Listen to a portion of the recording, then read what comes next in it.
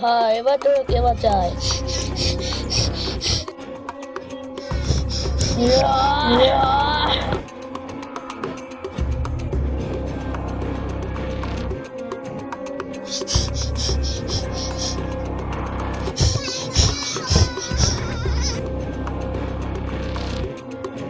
কি রে, তোকে এখন বাঁচাবে কে?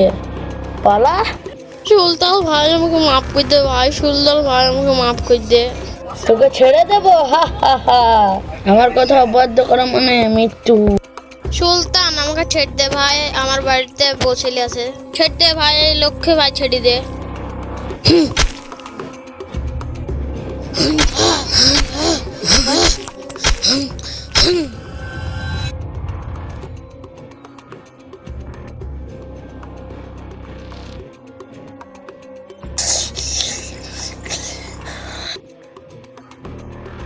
বস, এইটালে আপনার ৯৯টা খুন হয়েছে।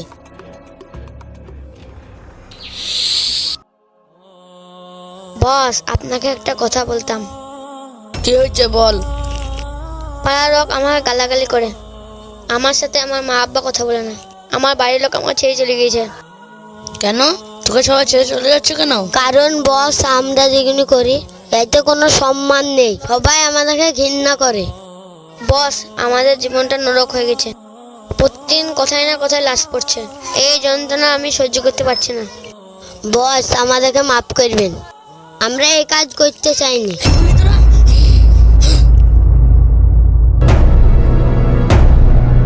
তোরা কাজ না করতে চাইলে আমি আর জোর করতে পারছি না, কিন্তু আমার একটা শেষবারের মতন কাজ করে দিবি? জি বস, বলেন। তোরা লাস্টে গঙ্গায় ফেলতে আসতে পারবি? হ্যাঁ হ্যাঁ, ঠিক আছে বস, শেষ কাজটা করে দিছি।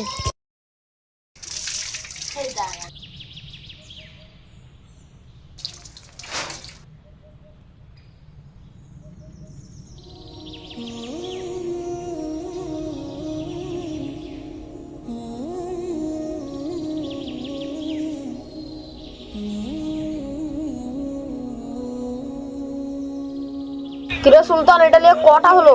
এর ৯৯টা, আর মাত্র একটা বাকি। জানিস, আজকে সাকতে গিয়েছিলাম, লোকজন আমার অনেক অপমান করলো, আমাকে ওখান থেকে তাড়িয়ে দিল।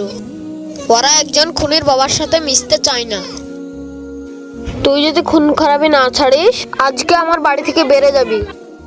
তোর যদি এতই সমস্যা হয়, তুই এই বাড়ি ছেড়ে বেড়ে যা, আমি বেরাবো কেন? শোন, তোর আমি বাবা, শুধু তোর জন্য এত ঝামেলা, রোজ একই অপমান, আমার আর ভাল লাগছে না। সুলতান, শুধু তোর কারণে আমি আর আগের বারে 10 মাস জেল খেটেছি।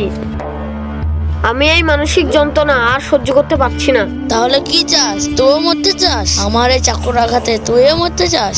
হ্যাঁ, খুন কর, ওই চাকুর আঘাতে আমার গলাটা কেটে দে, শততম খুনের সংখ্যা আমাকে দিয়েই পূর্ণ কর। আমার মতো খুনির ছেলের বাবা হয়ে বেঁচে থাকার থেকে মরে যাওয়া অনেক ভালো। তাহলে তুইও মর।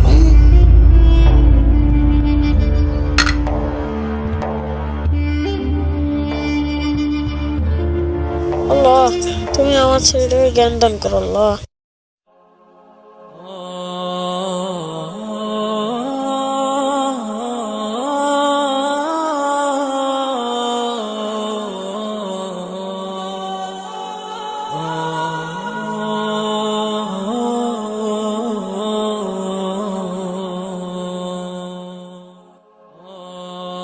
কিরে সুলতান, আজকে রাস্তায় যাইসনি কেন?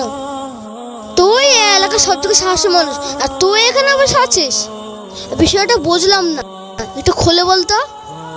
বন্ধু, আমি মানুষ নয়, আমি শয়তান। আমি এই হাত দিয়ে ৯৯ জনকে খুন করেছি।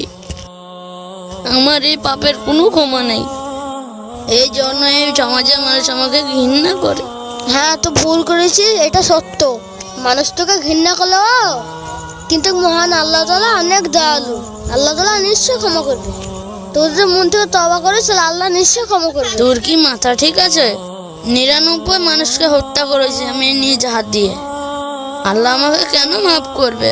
তাও তো ঠিক, কিন্তু কয়পারে একটা ইমাম আছে। হ্যাঁ চলো, চল এখানে নিয়ে যাই, উনি যদি তোকে তওবা করতে বলে তওবা করবি। হ্যাঁ চল। চল তাহলে। ইমাম সাহেব, ও ইমাম সাহেব। কে গো? আসসালামু আলাইকুম ভাই, কে এলো? ওয়ালাইকুম আসসালাম, আপনার সাথে একটা কথা ছিল। আসো আসো, ভিতরে আসো, কথা বলবা।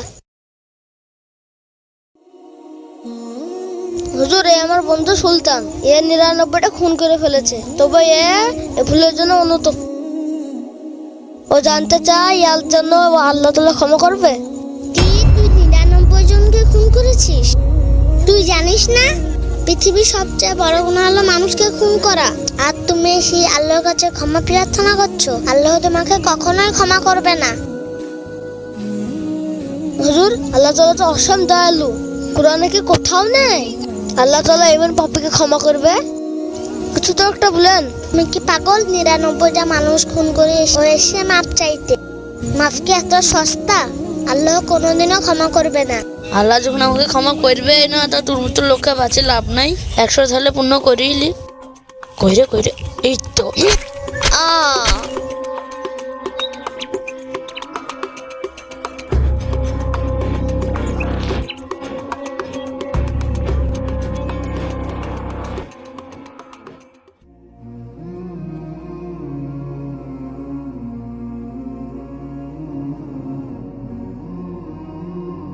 সুলতান, তুই এটা কি করলি?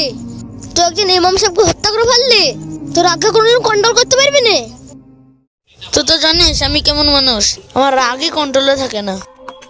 তারপর আবার হুজুর আমাকে উল্টা পাল্টা কথা বললো, মাথা গরম হয়ে গেছে, দিয়েছি বসি। আমি তো সাথে থাকতে পারবো না, তোর সাথে থাকলে আমাকে পুলিশে ধরলে যাবে। তুই ভাই থাক। বন্ধু যাসনি শেষবারের মতো একটা সুযোগ দে, আমাকে একটা অন্য কোনো হুজুরের কাছে নিয়ে চল। আমি এই বন্দি জীবন থেকে বের হতে চাই। আচ্ছা ঠিক আছে, চল। চল। এই বাড়িটা তো? না, ওই তো হুজুর সাহেব। হুজুর সাহেব, দাঁড়ান। আমি একটা বড় সমস্যার ভিতরে পড়েছি। আমি বড় সমস্যার ভিতর থেকে কিভাবে বেরোবো বুঝতে পারছি না। কি সমস্যা? হুজুর, আমি একটা বিরাট বড় অপরাধী। আমি গুনে 100 জনকে হত্যা করেছি। কি 100টা মানুষকে হত্যা করেছে? আমার কি কোনো ক্ষমা আছে? আল্লাহ তাআলা কি আমাকে ক্ষমা করবে? আল্লাহর দয়া অশেষ। তুমি যদি সত্যিকারের অর্থেই তওবা করো, আল্লাহ তাআলা তোমাকে অবশ্যই মাফ করবেন। আল্লাহর তওবার দরজা সকল টাইম খোলা আছে। তাহলে কি আমার আশা আছে আল্লাহ তাআলা কি আমাকে মাফ করবেন? আমি কি আল্লাহর কাছে ফিরে যেতে পারি? হ্যাঁ, আশা আছে। শোনো, আল্লাহ তাআলা বলেছেন, ইল্লা মান্তা ওয়াবা আমানা আমিন আমানান সলিহান ফাউ উলাইকা ইবাদুল্লাহি সাইয়াতিন হাসানাত ওকান আল্লাহু গাফুর রহিম। যে ব্যক্তি জীবনে অনেক পাপ করেছেন, হালাল হারামের পরোয়া করেনি, একদিন সে নিজের ভুল বুঝতে পারলো এবং তওবা করলো, ঈমান আনলো এবং সৎ কাজ করলো, আল্লাহ তাআলা তার ক্ষমা মাফ করবেনই, তার গুনাহকে নেকিতে পূর্ণ করে দেবেন। আল্লাহ অতীব ক্ষমাশীল এবং দয়ালু। তবে তো তুমি একটা কাজ করো, তুমি এলাকা ছেড়ে দাও এবং তুমি এমন জায়গায় যাও যেন আল্লাহকে সবাই ভয় করে। সবাই সঙ্গে থাকলেই তুমি ভালো থাকবে। তুই পারবি বন্ধু, তুই পারবি। চ বন্ধু।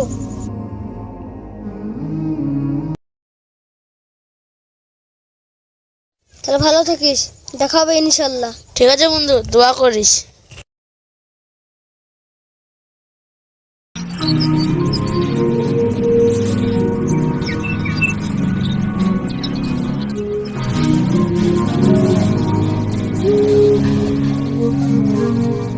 হ্যালো, কিসের আলো? কিরকম হলো? এর তো জীবনে দেখিনি। হ্যাঁ, এটা কিসের আওয়াজ হলো? দেখি তো। বন্ধু।